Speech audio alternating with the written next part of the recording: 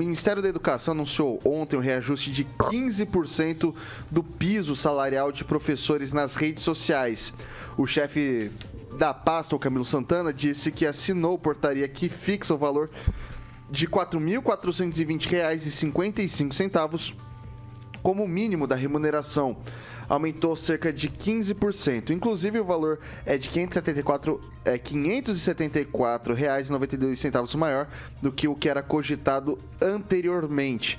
No ano passado, o piso era de R$ 3.845,63, depois de um aumento de mais de 30% que foi assinado pelo Jair Bolsonaro, ex-presidente do Brasil. A valorização dos nossos profissionais da educação é fator determinante para o crescimento do nosso país, escreveu o ministro da Educação no Twitter. Começa com o Kim, Rafael. Olha só que interessante, né? O Bolsonaro, que é o genocida, que não se preocupa com os servidores, etc., aumentou 33% e esse governo 15%. Mas vamos lá, não vamos disputar, né? Porque hoje o atual presidente é o Lula, então vamos falar do governo dele. É importante, eu acho que vai ser interessante sim para os professores. A gente sempre acaba falando aqui nessa bancada que os professores acabam sendo muito prejudicados com baixo salário. E desde o ano passado, quando foi realmente aumentado para esses 33% e agora mais 15%, a gente tem que realmente dizer que os professores estão merecendo aí um salário adequado para a sua categoria.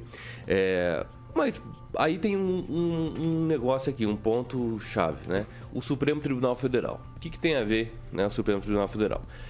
O ano passado nós tivemos o episódio do Barroso, quando teve lá o piso da enfermagem, né? Que dele suspendeu, né?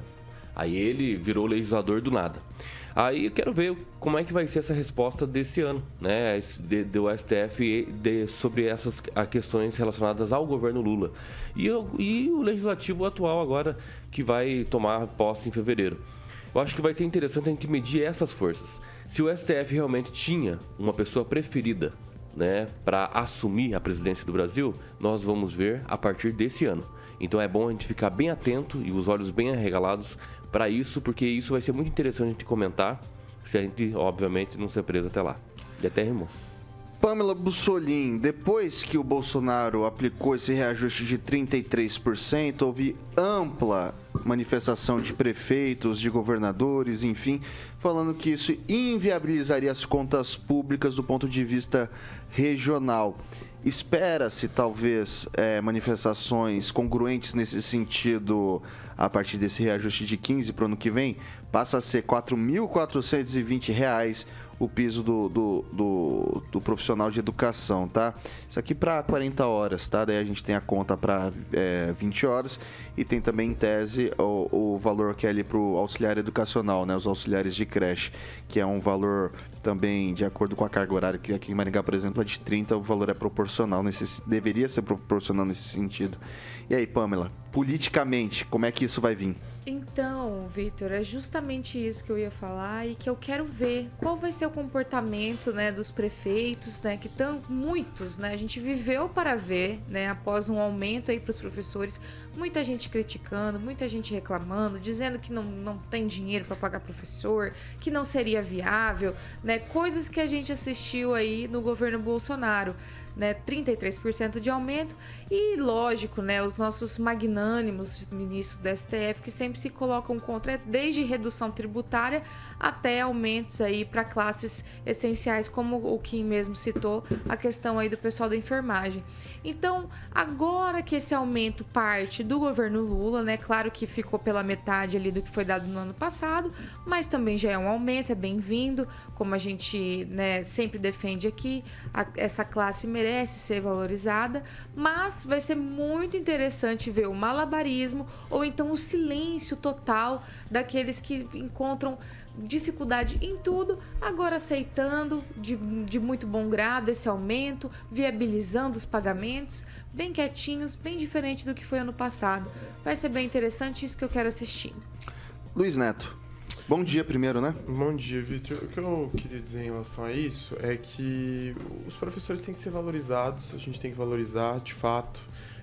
merecem sim aumento de salário, mas acho que é importante combinar com os municípios. A indignação dos prefeitos é extremamente legítima. Nós temos algo chamado limite prudencial, que é o valor que o prefeito pode gastar com o pessoal até 51% do orçamento. Alguns municípios não têm a capacidade para dar esse aumento e manter-se no limite prudencial. Lembrando que os prefeitos que fogem do limite gastam mais do que esse limite permite, ele incorre em improbidade administrativa, né? Porque a lei exige que seja dessa forma. Então, tudo isso precisa ser combinado, igual a Maringá.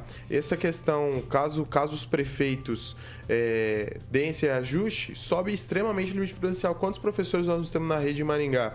Então, tudo isso precisa ser combinado, alinhado. É preciso ouvir a Confederação dos Prefeitos, é preciso ouvir as associações representativas. Nós temos a Frente Nacional dos Prefeitos, na qual o próprio prefeito de Maringá faz parte, prefeitos de grandes capitais e cidades com mais de 100 mil habitantes.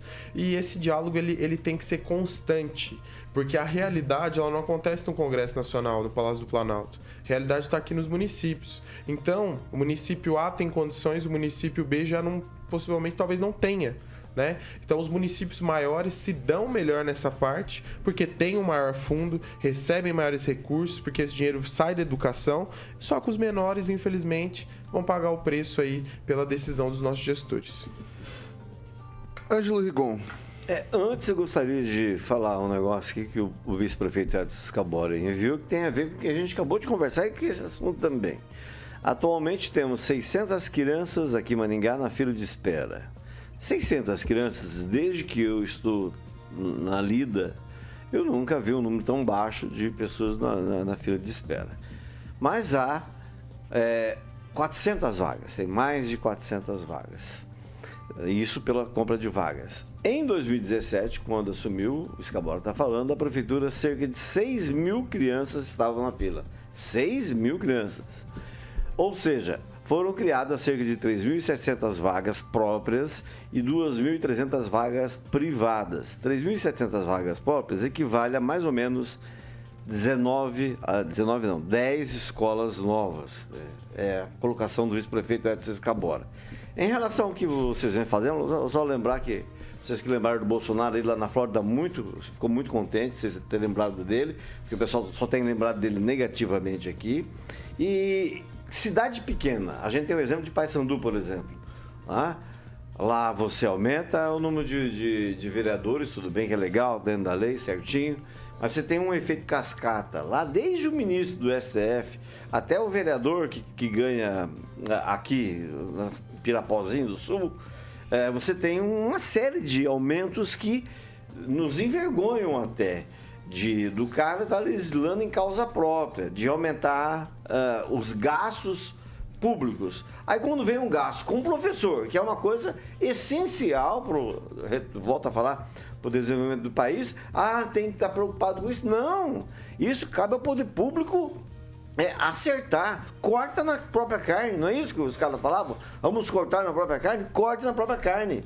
Beneficie a sociedade. Você beneficia a sociedade dando condições para profissionais tipo professores e os menos aquinhoados, coletores, o pessoal que trabalha de verdade, né? Você só vai beneficiar a comunidade quando você cortar na carne e privilegiar essa turma. Qualquer outra coisa, quem tem que se virar, não importa de que maneira, tem gente lá paga para isso, para pensar, tem um monte de secretaria. O governo, o poder público que se vire. Cabe a ele resolver os problemas comuns da sociedade.